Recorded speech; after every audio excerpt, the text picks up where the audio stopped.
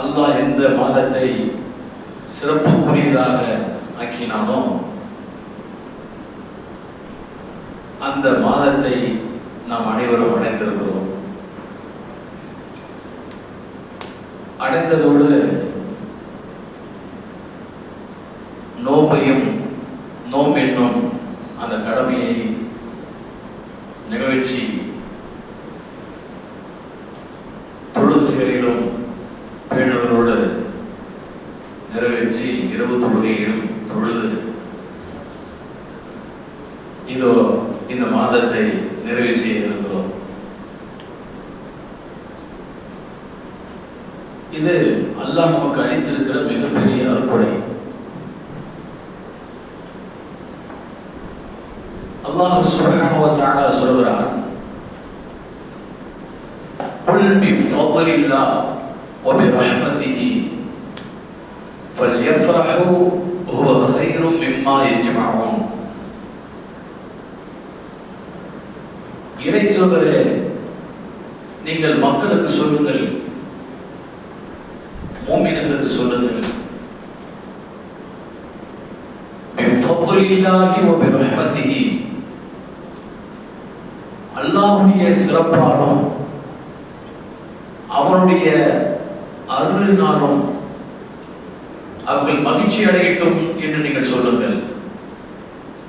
அல்லாஹ்வுடைய அருளுக்காகவும் அல்லாஹ்வுடைய சிறப்பை பெற்றதற்காகவும் மூமின்கள் மகிழ்ச்சி கொள்ளட்டும் என்று மூமின்களுக்கு சொல்லுங்கள். ஓ கைரும் மிம்மா யஜ்மஊன். அப்படி அல்லாஹ்வுடைய அருளை பெற்றதால், அல்லாஹ்வுடைய சிறப்பை பெற்றதால் அடைகிற மகிழ்ச்சி என்பது அவர்கள் சேகரித்து வைத்திருக்கிற செல்வங்களை காட்டிலும் சிறந்தது என்று அவருக்கு சொல்லுங்கள் என்று அல்லாஹ் சொல்கிறார். கைரும் மிம்மா யஜ்மஊன்.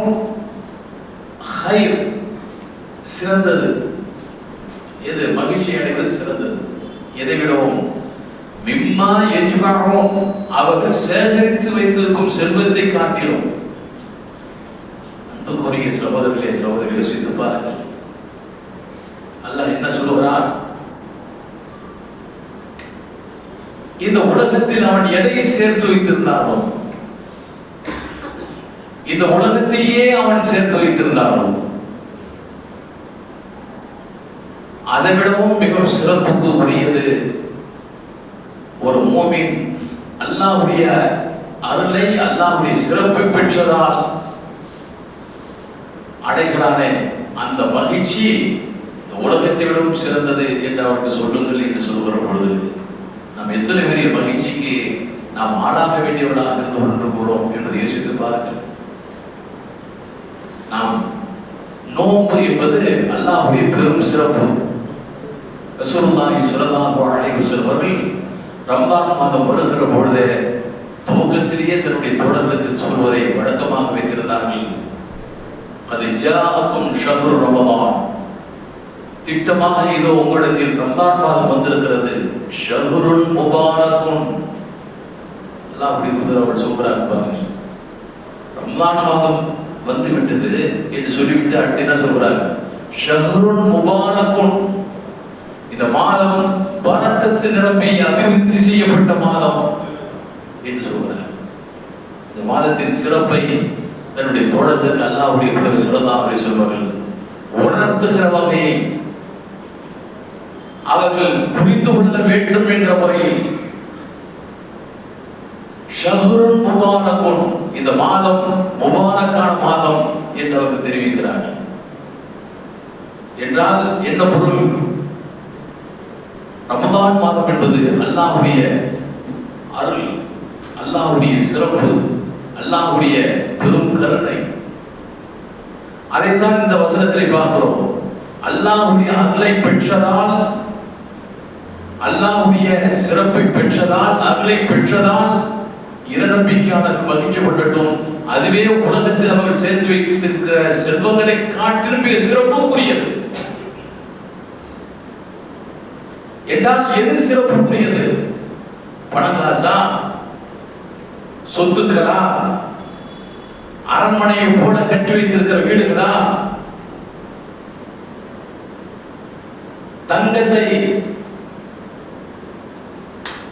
வைரத்தை, வைடூரியத்தை குவியலாக சேர்த்திருக்கிற அந்த குவியல்களா? இல்லை. ரமலான் மாதம் சிறப்பு வாய்ந்தது. இது அனைத்தையும் காட்டி. ஆகவே அல்லாஹ்வுடைய தூதர் ஸல்லல்லாஹு அலைஹி வஸல்லம் தொடர்ந்து என்ன சொல்கிறார்கள்? இது ஷஹ்ருல் முபாரக்கும், இது பரக்கத்து செய்யப்பட்ட அல்லாஹ்வுடைய அருளை பெற்ற மாதம். துஃப்தஹு ஃபீஹி அபுவாபுல் ஜன்னதி. இதெல்லாம் நீங்க நிறைய நம்ம கேட்டிருப்பீர்கள். ரமலான் மாத துவக்கத்திலிருந்து சொர்க்கத்தின் வாசல்கள் திறக்கப்படுகின்றன, நரகத்தின் வாசல்கள் அடைக்கப்படுகின்றன, ஷைத்தான்கள் விலங்கிடப்படுகிறார்கள் என்றெல்லாம் அதனுடைய சிறப்பை சொல்லி இதில் என்ன சொல்கிறார்? ஃபீஹி லைலத்துன் கைரும், அதில் ஒரு இரவு உண்டு, அந்த இரவோ 1000 மாதங்களுடைய சிறப்புக்கு உரியது என்று நபி ஸல்லல்லாஹு அலைஹி வஸல்லம் சொன்னார் என்றால் அது புகழ் என்ன? அல்லாஹ்வுடைய அருள் அல்லவா? அல்லாஹ்வுடைய சிறப்பு அல்லவா ரமலான்? அல்லாஹ்வுடைய மாபெரும் கிருபை அல்லவா இந்த ரமலான்? எனவே அல்லாஹ்விடத்தில் சிறப்புக்குரியது ரமலானை தவிர, ரமலான் தான் தவிர இந்த உலகம் அல்ல, இந்த உலகத்துடைய செல்வங்கள் அல்ல என்பதை திட்டவட்டமாக இந்த செய்திகள் வாயிலாக நம்மால் உணர்ந்து கொள்ள முடியும் என்று சொன்னால், அல்லாஹ் நம்ம எப்படிப்பட்ட ஒரு நிலைக்கு தேர்வு செய்திருக்கிறான் என்று யோசித்து பாருங்கள்.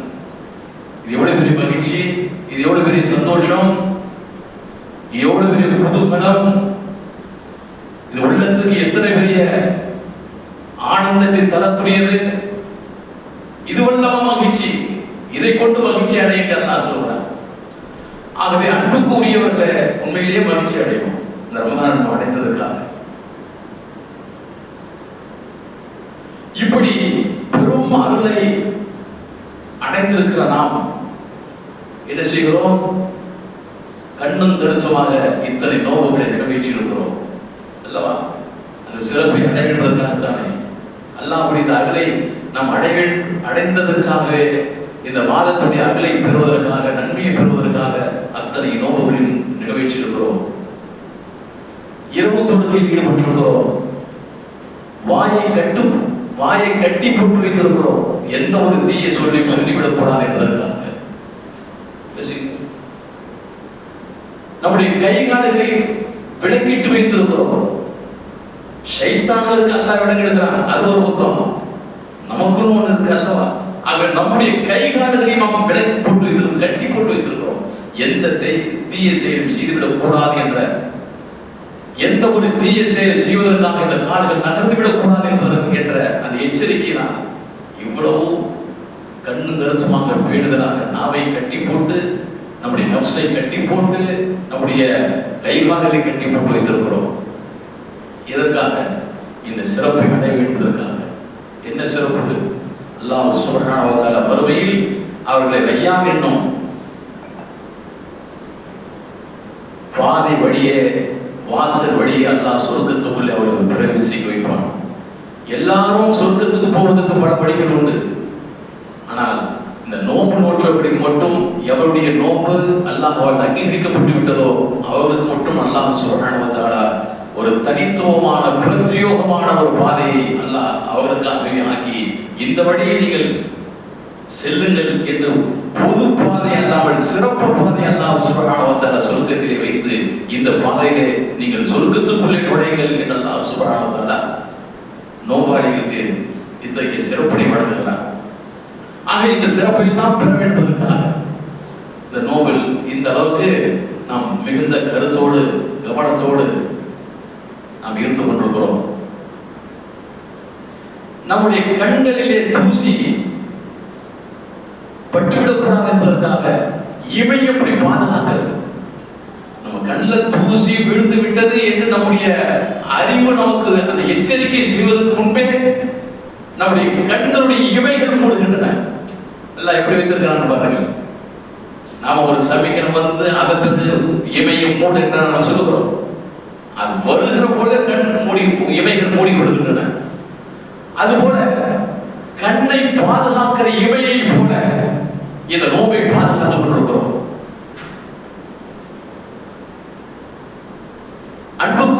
சகோதரர்களே சகோதரிகளே, சரி இதெல்லாம் எங்களுக்கு தெரியும், என்ன சொல்ல வரீங்க? நம்ம அப்படிதான் பாதுகாத்துட்டு இருக்கோம், நன்மை அடையணும் தான் இருக்கிறோம், ரையான் வழியா சொர்க்கத்துக்கு போகணும்னு தான் நினைக்கிறோம், பாவங்கள் மன்னிக்கப்படுகிற மாதம், பாவங்கள்லாம் மன்னிக்கணும். சரி அதுக்கு என்ன இப்ப என்ன சொல்ல வரீங்க சொல்லுங்க, வீட்டுக்கார போக வேண்டியது அப்படின்னு நீங்க இருக்கீங்க. அன்புக்குரிய சகோதரர்களே சகோதரிகளே, நன்மைகளை செய்தோமே, நன்மைகளை செய்து கொண்டிருக்கிறோமே, இதை பாதுகாப்பதற்கு நாம் என்ன செய்வோம் என்பதுதான் நான் உங்களுக்கு முன் நமக்கு வச்சு நாம் எழுப்பிக் கொள்கிற கேள்வி. இந்த கேள்வி வைக்கிறேன். நன்மைகளை சேர்த்தோம், அல்லாஹ் இன்ஷா அல்லாஹ் நம்மளுடைய நன்மைகள்லாம் சேர்த்துட்டே இருப்போம், சேர்த்து வைத்திருப்பான் என்று நம்பிக்கை வைக்கிறோம். நன்மைகளை சேர்த்தோம், ஒன்றுக்கு 700 மடங்கு வரையும் அல்லாஹ் நன்மை நிச்சயமாக தந்திருப்பான் என்று அவங்க நம்பிக்கை வைக்கிறோம்.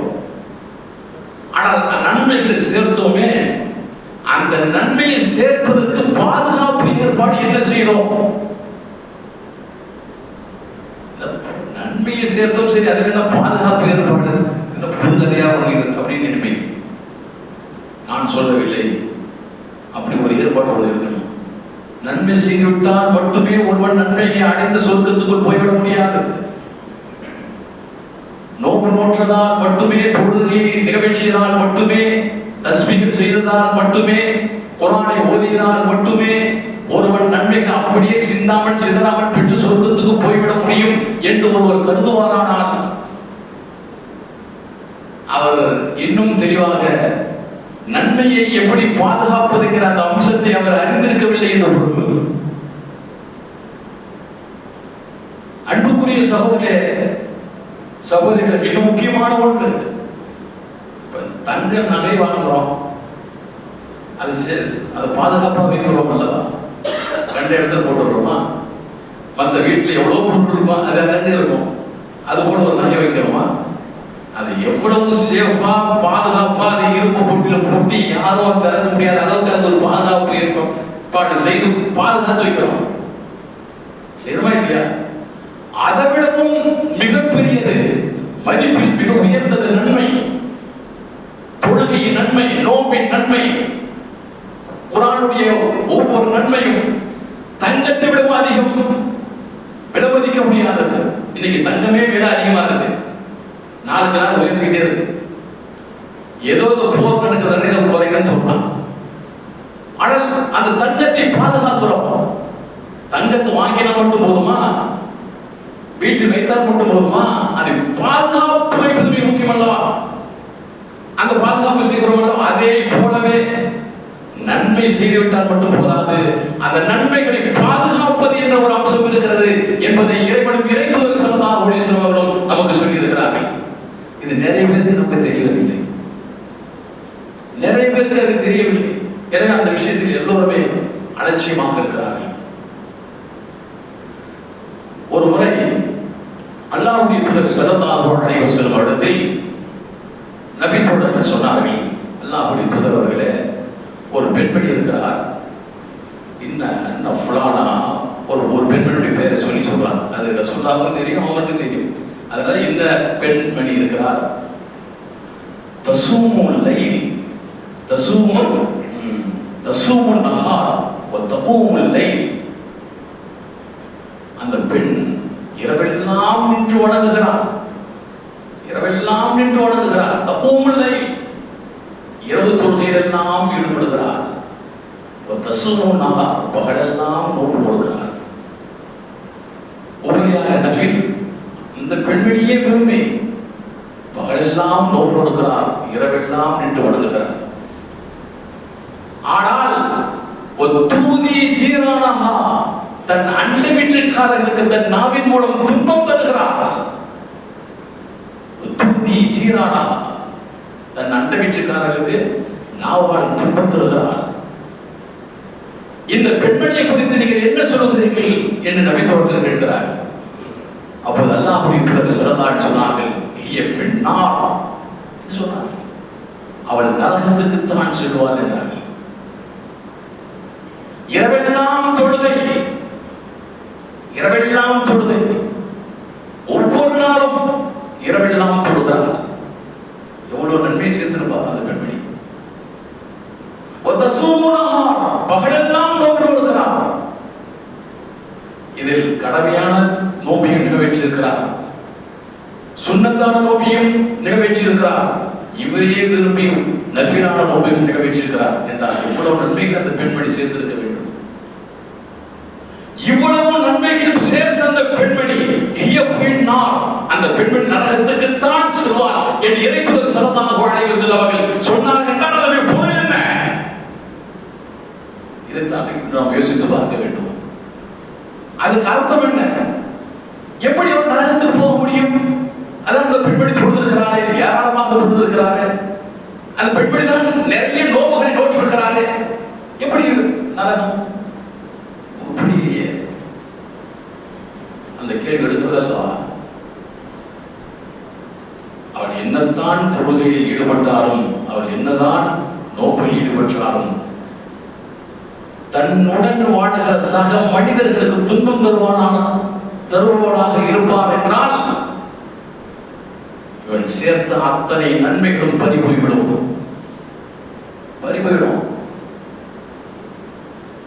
எப்படி பறிபோன்னு கேட்பீங்க. அது ஒரு இன்னொரு செய்தி நபி ஸல்லல்லாஹு சொல்லி இருக்கிறார்.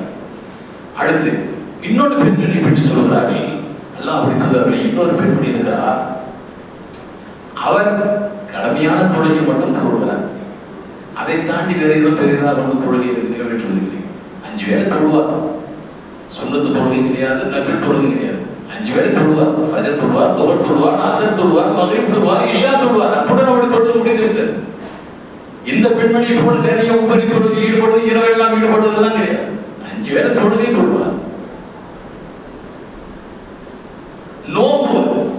நோம்பு ரமதான் மாதத்தில் நோம்பு நோப்பார், அவ்வளவுதான். நஃபிலான நோம்பு 365 நாள் அதிகப்படியான நாட்களை நோம்புக்கு என்று இருக்க மாட்டார். நம்மளால நோம்பு வைப்பார், அவ்வளவுதான். ஆனால் வள அத்துமதி சீரானா தன் அந்த வீச்சுக்காரருக்கு அந்த பெண்மணியை துன்பம் தருவதில்லை. இந்த பெண்மணி பற்றி நீங்கள் என்ன சொல்கிறீர்கள் என்று கேட்டார்கள். அதுக்கு அல்லாஹ்வுடைய தூதர் சொன்னார்கள், ஹி ஃபில் ஜன்னதி என்றார்கள். அந்த பெண்மணி சொர்க்கம் செல்வார் என்றார்கள். இது நமக்கு ஏதாவது புரிகிறதா? இந்த பெண்மணி பெருசா தொழுகை இல்லை, பெரிய அளவுக்கு நோம்பும் இல்லை, ஒரு சராசரி மனிதர்களை போட்டிருக்கிறார். ஆனா இந்த பெண்மணி சொர்க்கம் செல்வார் என்று இறைத்தூதர் ஸல்லல்லாஹு அலைஹி சொல்கிறார்கள். ஏன்? அவ்வளவு தொழுகை தொழுது நோம்பு நோற்ற பெண் நரகம். நோம்பில் பெரிதாக ஒன்றுமில்லை, தொழுகை பெரிதாக இல்லை, ஆனால் இவர் சொர்க்கம். ஏன்? இந்த பெண்மணியோ தன் அண்டை விற்றுக்காரருக்கு துன்பம் தரவில்லை. இதான் என்றால் இந்த பெண்மணி நிறைவேற்றிய தொழுகைகள் குறைவாக இருந்தாலும், இந்த பெண்மணி நிறைவேற்றிய நோம்பு குறைவாக இருந்தாலும், அந்த பெண்மணி தன்னுடைய நன்மைகளை பாதுகாத்து கொண்டிருக்கிறார் என்ற அர்த்தம். எப்படி பாதுகாக்கிறார்?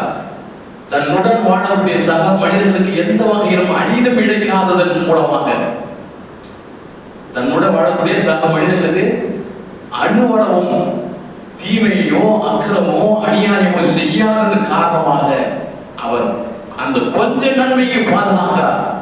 ஆகவே அவரிடத்தில் நன்மை இருக்கிறத சொல்ல போகிறார். அந்த பெண்ணோ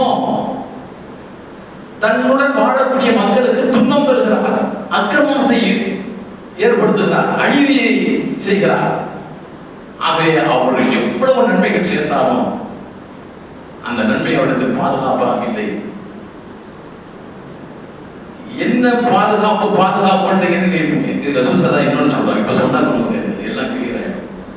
ரசூலுல்லாஹி ஸல்லல்லாஹு அலைஹி வஸல்லம் ஒருவரை சொன்னார்கள் தன்னுடைய தோழர்களை பார்த்து, அத்ததுரூன மனில் முஃப்லிஸ், நீங்கள் முஃப்லிஸ் என்று ஒருவன் உண்டு, அந்த முஃப்லிஸ் என்றால் யார் என்று உங்களுக்கு தெரியுமா என்று கேட்டார்கள்.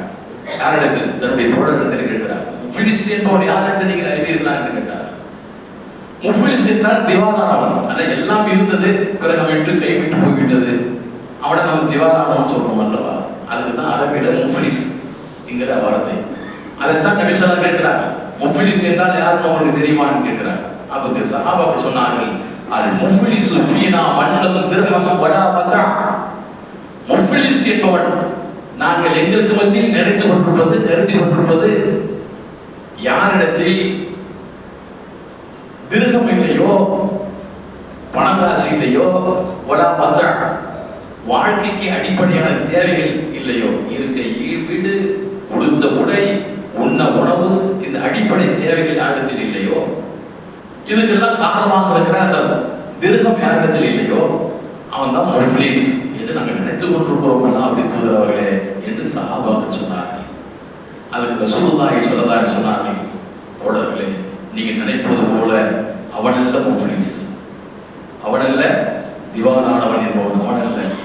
அல் முஃப்லிஸு மின் உம்மத்தி, என் சமுதாயத்தில் முஃப்லிஸ் என்பவன் யார் என்றால்,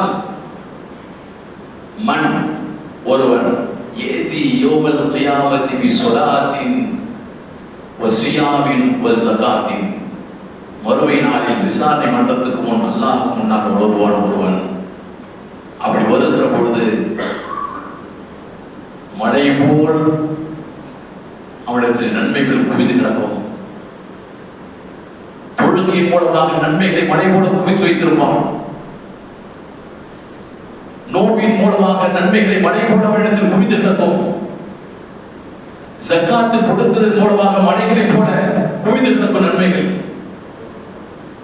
அதை பார்க்கும் மனிதர்கள் எல்லாம் சொல்வார்கள், இந்த மனிதன் எவ்வளவு நன்மைகளை குவித்து வைத்திருக்கிறான், இவ்வளவு மலைகளை போல குவிந்து கிடக்கிற அந்த மனிதன் நிச்சயமாக சொர்க்கத்துக்குத்தான் இவன் போவான், இவனுக்கு சொர்க்கம் உறுதியாகிவிட்டது என்று அதை பார்க்கிற மனிதர்கள் எல்லாம் பேசுவார்கள். அவ்வளவு நன்மைகளை செய்திருப்பான். இந்த நிலையில் ஒருவன் வருவான், அல்லாஹ்விடத்தில் வருவான்.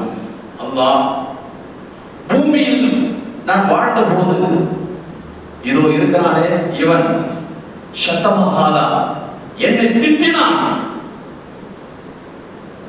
திட்டுவதற்கு எந்த காரணமும் அவனுக்கு இல்லை. என்னை அநியாயமாக திட்டினான். அவன் ஏன் என்னை திட்டினான் என்று அல்லாஹ் அவனிடத்தில் கேள். ஏன் என்று அவன் திட்டினான்? அவன் என்னை திட்டி என்னை மன சஞ்சலத்திற்கு என்னை ஆளாக்கினான். நான் துடித்தேன். நான் எந்த தவறும் செய்யவில்லை, எந்த அக்கிரமும் செய்யவில்லை. அநியாயமாக என்னை திட்டினானே, ஏன் அப்படி அவன் செய்தான் என்று அல்லாஹ்விடத்தில் கேள். அல்லாஹ் கேட்பான்.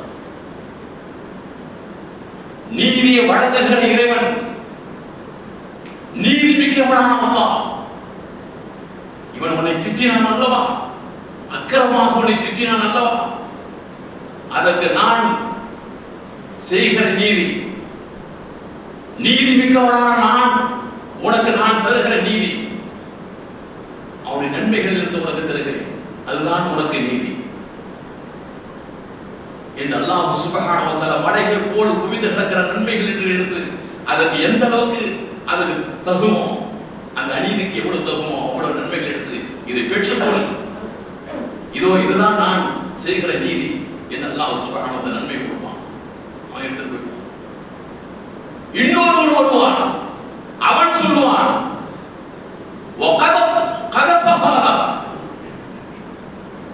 உலகத்தில் வாழ்ந்த போது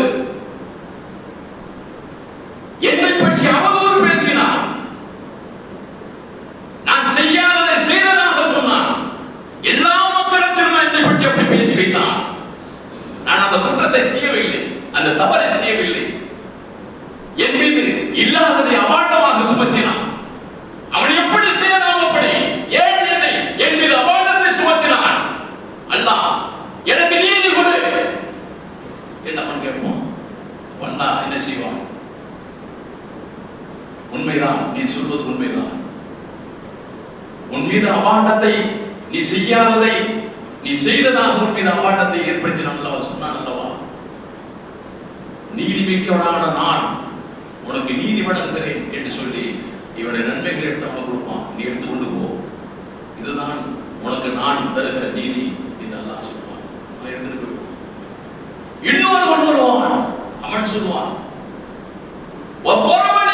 என்னை அவன் அடித்தான், என்னை அக்கிரமமாக அடித்தான், என்னை அடிப்பதற்கு அவனுக்கு எந்த நியாயமும் அவனிடத்தில் இல்லை, அவனுக்கு இல்லை, அக்கிரமான முறையில் என்னை அடித்தான். ஏன் என்ன அவன் அடித்தான்? எப்படி அடிக்கிறான் அவன்? என்னை நீதி வழங்குகிற இறைவனே, எனக்கு நீதி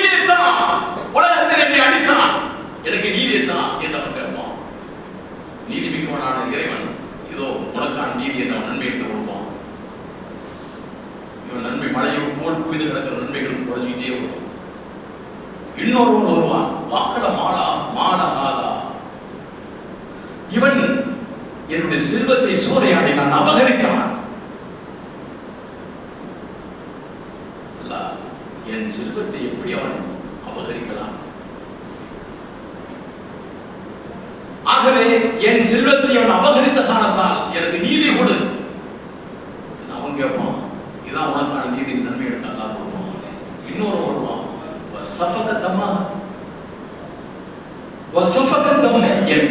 என்னை அடித்து என் ரத்தத்தை சிந்த வைத்தான். உலகத்தில் இருந்த போது என் ரத்தம் பூமியிலே சிந்தியதல்லா, எப்படி சிந்தலாம்?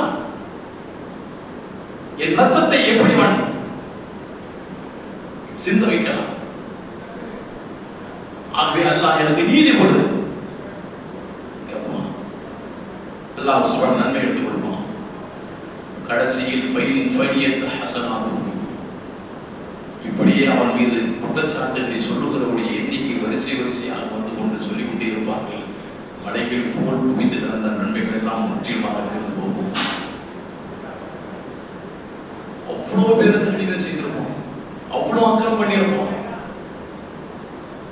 தொழுதான், நோம்பு நோற்றான், சக்காத்து கொடுத்தான், சதக்கா செய்தான், குர்ஆன் ஓதினான், அருமை நன்மைகளை போல் அல்லாஹ் அதுக்குள்ள நன்மை கொடுத்து விட்டான். மலைகள் போல் இருக்கிறது, அந்த நன்மைகளை பாதுகாக்கவில்லை. இப்படி அவனால் பாதிக்கப்பட்டவர்கள், அநீதிக்கு உள்ளாக்கப்பட்டவர்கள் அந்த குற்றச்சாட்டுகளை அவன் மீது சுமத்துகிறார்கள். அந்த மறுமை நாளில் அல்லாஹ் தருகிற நீதி என்பது சிறைச்சாலை அல்ல. இது உலகத்தில் போது சிறைச்சாலை அல்ல. நீதி என்பது அல்லாஹ் தருகிற நீதி. இவனுடைய நன்மைகள் எடுத்துக் கொடுப்பதுதான் அவன் செய்கிற நீதி. நன்மைகள் கொடுப்போம். அல்லாஹ்வுடைய தூதர் ஸல்லல்லாஹு அலைஹி வஸல்லம் அவன் மீதான குற்றச்சாட்டுகள் தீர்வதற்கு முன்பே அவருடைய நன்மைகள் நாம் தீர்ந்து விடுமானால், அவன் மீதான மக்கள் சொல்லக்கூடிய குற்றச்சாட்டுகள் இன்னும் இருந்து கொண்டே இருக்கிறது, அதுக்கு முன்னால் நன்மைகள் தீர்ந்து விடுமானால் அல்லாஹ் என்ன செய்வான்? இப்ப கொடுக்கிறதுக்கு ஒண்ணுமே இல்லை, என்கிட்ட நன்மை இல்லை, ஆனா அவன் மீது குற்றச்சாட்டு வந்து கொண்டே இருக்கிற மக்கள் சொல்லிக் கொண்டே இருக்கிறார்கள். எனக்கு அப்படி பண்ணா, இதை செய்தான், நான் போனா வந்தேன். அல்லாஹ் என்ன செய்வான்? உன் பாவத்தை எடுத்து இவன் மீது போடுகிறேன், அவன் பாவத்தை எடுத்து இவன் மேல போடுவான், இவன் கணக்கில் சேர்ப்பான். இப்ப பாவமும் சேர்ந்துகிட்டே இருக்கும். நன்மை இருந்த இடம் இப்போது பாவங்களால் சேர்ந்து கொண்டிருக்கின்றன. வந்து வரவர்கள் இன்னும் சொல்லிக்கிட்டே இருப்பாங்க. நாங்கள் பாதிக்கப்பட்டதை சொல்லிக்கொண்டே இருப்பார்கள். நாங்கள் எப்படியெல்லாம் அநீதிக்கு உள்ளாக்கப்பட்டோம் என்ற அந்த அநீதியை சொல்லிக்கொண்டே இருப்பார்கள். அந்த பாவத்தை எடுத்து அல்லாஹ் சுப்ஹானஹு வ தஆலா இவன் கணக்கில் சேர்ப்பான்.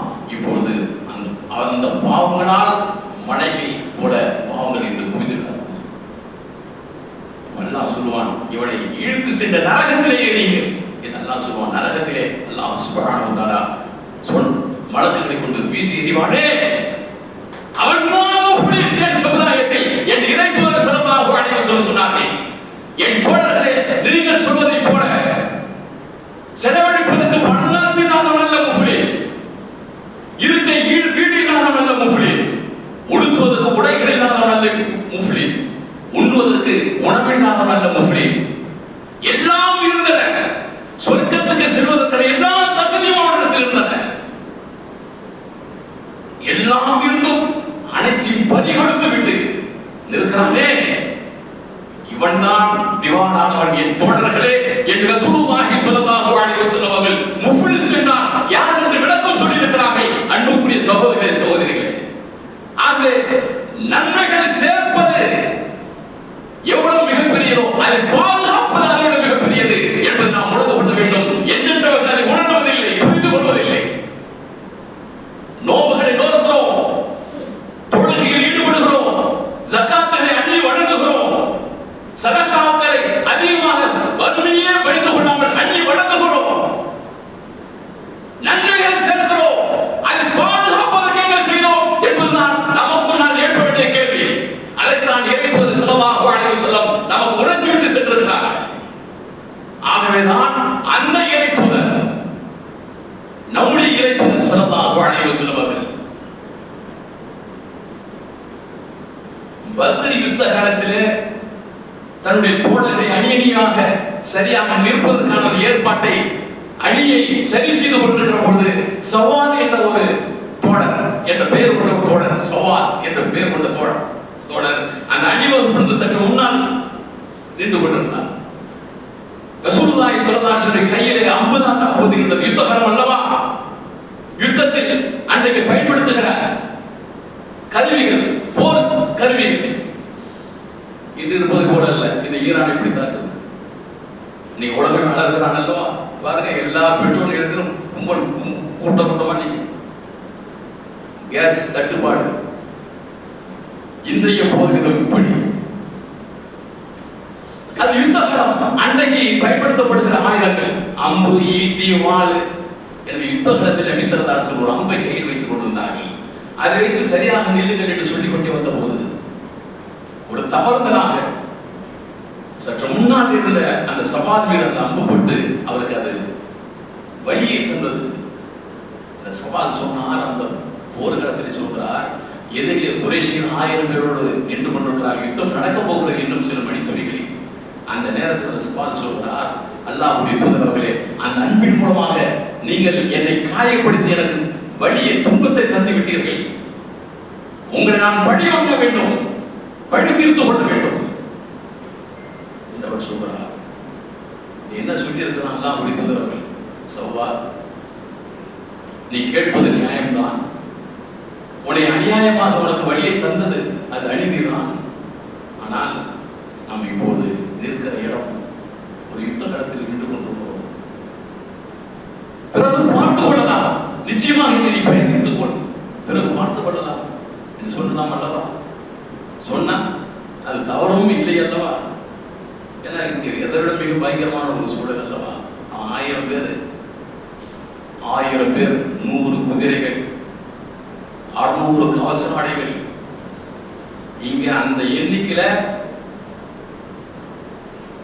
நபித்தோட வெறும் 316 பேர், 2 குதிரை, 70 ஒட்டகம், 316 பேர் வீரர்கள். அங்க இதை விட எண்ணிக்கையில 3 மடங்கு அதிகம். 1000 பேர், 100 குதிரை, 600 உருக்கு சட்டைகள், இவ்வளவுதான் ஒட்டகமே எண்ணிக்கையிலே. அவ்வளவு ஒட்டகங்கள். மாமரிகள் நிற்கிறான், அபூஜலுடைய தலைமை. சொன்னாங்க அல்லவா, இப்படிப்பட்ட சூழலில் சவால், பிறகு நீ படித்துக் கொண்டு நாம் சொல்லலாம் அல்லவா? சொல்லவில்லை, தாமதிக்கவில்லை. உடனே தன் வயிற்றை திறந்து காண்பித்தார்கள். சவால், நீ படி தீர்த்துக் கொள்ளார்கள். அங்கே நான் இறைத்தூதர் ஸல்லல்லாஹு அலைஹி வஸல்லம் செயலை நீ உற்று கவனிக்க வேண்டும். இரவெல்லாம் நின்று வணங்கினார்கள் இறைத்தூதர் அவர்கள். கால்களுக்கு நின்று வணங்கினார்கள். கால்கள் வீங்கும் அளவுக்கு நின்று தொழுதார்கள். அவர்கள் அல்லாஹ்வுடைய சட்டத்தை நடைமுறைப்படுத்தியதை போல செயல்படுத்தி தந்ததை போல இன்னொரு மனிதனை சுட்டி காட்ட முடியாது. வணக்கத்தாலும் திக்ராலும் அல்லாஹ்வுடைய கடமைகள் நிறைவேற்றுவதன் மூலமாக அந்த இறை தூதரை போல இன்னொரு மனிதனை பார்க்க முடியாது. ஆனால் அந்த இறை தூதர் அஞ்சுகிறார். இந்த நன்மைகள், நான் செய்த நன்மைகள் பறிவை விடக்கூடாது. நான் மறுமையில் இந்த சவால், இதே குற்றச்சாட்டை எனக்கு எதிராக அல்லாஹ்விடத்தில் முறையிடுகிற நிலை வந்துவிடக்கூடாது. ஆகவே சவால், நீ பழுதுவிட்டுக் கொள் என்று தன்னுடைய வயிற்றை காண்பித்தார்களே, இதை நாம் உற்று கவனிக்க வேண்டும். அன்புக்குரிய சகோதரே சகோதரிகள், நன்மை சேர்ப்பதல்ல முக்கியம், அதை மிக முக்கியம் அந்த நன்மைகளை பாதுகாப்பது. மறுமையில் அந்த நன்மைகள் இன்னொரு மனிதர் எடுத்து சென்று விடாமல் இருப்பதா பாதுகாப்பது மிக முக்கியம். அதுதான் ரசூலுல்லாஹி செய்து காண்பிக்கிறார். போர் அப்புறம் பழி தீர்த்துக் கொண்டார். இது இறுதியாக சொல்லி நிறைவு செய்கிறேன். ரசூலுல்லாஹி ஸல்லல்லாஹு அலைஹி வஸல்லம் அவர்கள் இறக்க போகிறார் திங்கட்கிழமை. அதற்கு முன்னால ஒரு 5 நாட்களுக்கு முன்பு நடந்த சம்பவத்தை நீங்கள் ரஹீகுல் மஃபத்தில் பார்க்கலாம். ஆதாரபூர்வமான நபியினுடைய வரலாறு என்று புகழ்பெற்று விளங்குகிற அந்த ரஹீகுல் மஃபத்தும் தமிழில் இருக்கிறதெல்லாம் அந்த புத்தகத்தில் நீங்கள் பார்க்கலாம். 5 நாட்களுக்கு முன்பு, இறப்பதற்கு 5 நாட்கள் முன்பு ரசூலுல்லாஹி ஸல்லல்லாஹு அலைஹி வஸல்லம் அவர்கள் மஸ்ஜித் நபவிக்கு வருகிறார். வந்து மக்கள் குவிந்து நிற்கிறார்கள். தன் தோழர்கள் எல்லாம், என் தோழர்களே, என்னை நான் உங்களிடத்தில் ஒப்படைக்கிறேன். என் முதுகு இதோ இருக்கிறது. நான் யாருடைய முதுகில் நான் அடித்து துன்பத்தை தந்தவனாக இருந்திருப்பேன் என்றால் என் முதுகிலே இருக்கிறது, என்னை படித்துக் கொள்ளுங்கள் என்று அந்த இறைத்தூதர் சொல்கிறார். என் மானம் இதோ இருக்கிறது. யாருடைய மானத்திற்கேனோ என் சொன்னால் செயலால் நான் மானபங்கம் படுத்திருப்பேன் என்றால் இதோ என் மானம் என்னை பழிவித்துக் கொள்ளுகிறேன் அந்த இறைத்தூதர் சொல்கிறார். யாருடைய முடிக்கு நான் அழிதல் செய்திருந்தால் என்னுடைய முடியிலே இருக்கிறதை பழிவித்துக் கொள்ளுகிறேன் தோழர்களே என்று சொல்கிறார். ஏன் சொன்னார்கள் இறைத்தூதர் ஸல்லல்லாஹு அலைஹி வஸல்லம்? நான் கோயில் கோயிலாக சேர்த்து வைத்திருக்கிற நன்மைகள் எனக்கு மட்டுமே கிடைக்க வேண்டும், நாளை மறுமையில் பறிபோய்விடக் கூடாது என்ற அந்த எச்சரிக்கை காரணமாகவே அந்த இறைத்தூதர் 5 நாட்களுக்கு முன்பு தன் தோழர்களிடத்திலே பகிரங்கமாக அறிவிக்கிறார்கள், பழிவித்துக் கொள்கிறேன் தோழர்களே. அப்ப ஒருத்தர் மட்டும் சொன்னார், அல்லாஹ்வுடைய தூதர் அவர்களே, நீங்க 3 திரகம் எனக்கு தர வேண்டியிருக்கிறது என்று சொன்னார். வேற யாரும் எந்த குற்றச்சாட்டு வைக்கவில்லை. அந்த இறைத்தூதர் தயாராக இருந்தார், பழிவித்துக் கொள்கிறேன் தயாராக இருந்தார்.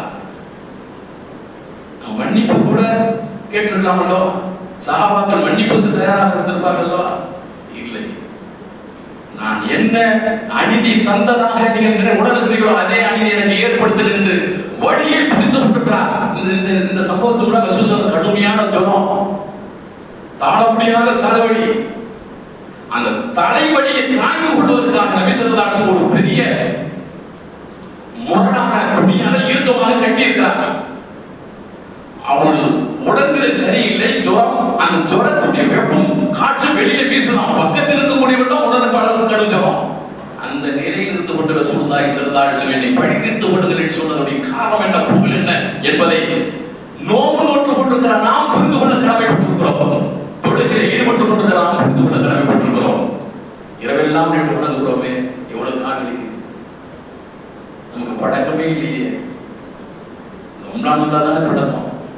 ஆனாலும் அந்த வழியெல்லாம் பொறுத்துக்கிட்டு நிற்கிறோமே, எல்லாம் நமக்கு நன்மை கொடுத்து விட மாட்டானா? என்னை சொர்க்கத்துக்கு ஒரு பூஞ்சோலைக்குள்ளே என்னை நுழைத்து விட மாட்டானா? என் பாவங்களை எல்லாம் அகற்றி கழுவி என்னை சுத்தப்படுத்தி நரக நெருப்பில் என்னை பாதுகாத்து விட மாட்டானா என்ற அந்த ஆசையினாலும் அந்த ஏக்கத்தினாலும் கவலையினாலும் மட்டும்தானே இந்த நோம்பு காலத்தில் இவ்வளவு நன்மைகள் செய்கிறோம். இவ்வளவு நன்மைகள் சேர்த்தோமே, அதை பாதுகாக்கிறோமா, பாதுகாத்துக் கொண்டிருக்கிறோமா என்ற அந்த கேள்விதான் உங்களுக்கு முன்னாலே, நமக்கு முன்னாலே வைக்க வேண்டிய கேள்வியாக இருக்கிறது. எனவே நாம் கஷ்டப்பட்டு இவ்வளவு சிரமப்பட்டு சேர்த்த நன்மைகள் நாளை மறுமையில் இன்னொரு மணி எடுத்துக்கொண்டு போய்விடக்கூடாது. அன்புக்குரிய சகோதரர்களே, சகோதரிகளே, ஆகவே நாக்கை கட்டி போட வேண்டும், நம்முடைய கைகால்களை கட்டி போட வேண்டும்.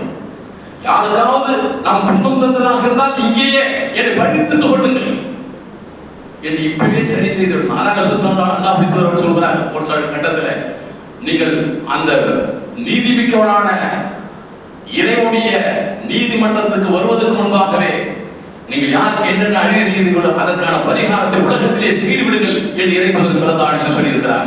இதுதான் நன்மைகளை பாதுகாக்கிற முறை. நன்மைகள் செய்துவிட்டால் மட்டும் நமக்கு அப்படியே மறுமையில கிடைத்துவிடும், சொர்க்கம் சென்று விடலாம் என்று நீங்கள் நாம் கருதுவோமானால் நாம் மிகப்பெரிய தோல்வியை அடைந்து விடுவோம். எனவே அன்புக்குரிய சகோதரர்களே, நம்மை சுற்றி வாழக்கூடிய மனிதர்களிடத்தில் அது மனைவியாக இருக்கலாம், தாய் தந்தையாக இருக்கலாம், நம்முடைய பிள்ளைகளாக இருக்கலாம், நம்முடைய உறவுகளாக இருக்கலாம், நம்முடைய அண்டை வீட்டுக்காரர்களாக இருக்கலாம், நம்முடைய பகுதியை சார்ந்த மக்களாக இருக்கலாம், அதற்கு என்னென்ன கடமைகள் உரிமைகள் உண்டு என்று இறைவன் இறைத்தூதர் சொல்லியிருக்கிறார்கள். அந்த உரிமைகள் செய்ய தவறுகிற போது அவர்கள் மறுமையில் நம்ம மீது குற்றச்சாட்டுகளை சுமத்துவார்கள். அவர்களுடைய ஒவ்வொருக்கும் வரம்புகள் உண்டு. அந்த வரம்புகளை மீறி நாம் நடந்து கொடுக்கிற போது நாம் இதனால் பாதிக்கப்படுகிறவர்கள் மறுமையில் அல்லாஹ் முன்னால் வந்து நிற்பார்கள். இங்கு வேண்டுமானால் அவர்கள் சொல்ல முடியாமல் போகலாம், இங்கு வேண்டுமானால் நம்முடைய குரல் எடுபடாது என்று நினைத்து கொண்டு அமைதி காக்கலாம். நாளை மறுமையில் அப்படி இல்லை. பாதிக்கப்பட்டவர்கள் வாய் திறக்கிற நாள் மறுமை நாள், இது மிக முக்கியமானது. எனவே இந்த பாதுகாப்பை ஏற்பாடு செய்தால் மட்டும்தான் நாம் செய்து கொண்டிருக்கிற நன்மைகள் நமக்கு கிடைக்கும் என்பதை அழுத்தமாக புரிந்து கொள்ள வேண்டும் என்பதற்காகவே இந்த செய்திகளை உங்களுக்கு நான் பதிவு செய்திருக்கிறேன். இன்ஷா அல்லாஹ் இந்த அடிப்படையில் இன்ஷா அல்லாஹ் நன்மைகளை பாதுகாப்போம். சிந்தாமல் சிதறாமல் கண்களை இவை பாதுகாப்பதை போல நன்மைகளை பாதுகாத்து மாலை மறுமையில் நாம் கஷ்டப்பட்டு சிரமப்பட்டு செய்த அல்லாஹ் நமக்கு வாய்ப்பு செய்வதற்கு வாய்ப்பளித்த அந்த நன்மைகளை அத்தனையும் அப்படியே பெற்று அல்லாஹ் இவ்வளவு நன்மைகளை செய்திருக்கிற அல்லாஹ் எனக்கு சொர்க்கத்தை கொடுத்து விடுற அல்லாஹ் என்று கேட்கக்கூடிய அளவுக்கு தகுதியை பெற்றவர்களாக சொன்னால் மறுமையில் அல்லாஹ் சந்திப்போம். அப்படிப்பட்ட பேச்சினை உங்களுக்கு விளக்கும் என் அனைத்து நோபாளிகளுக்கும் அல்லாஹ் சுப்ஹானஹு வ தஆலா தந்த பேர்கள் புரிவானான்னு சொல்லி இந்த அளவில் இந்த வார்த்தையை நிறைவு செய்கிறேன். வாஹிரு அல்ஹம்துலில்லாஹி ரப்பில் ஆலமீன். அஸ்ஸலாமு அலைக்கும் வ ரஹ்மத்துல்லாஹி வ பரகாத்துஹு.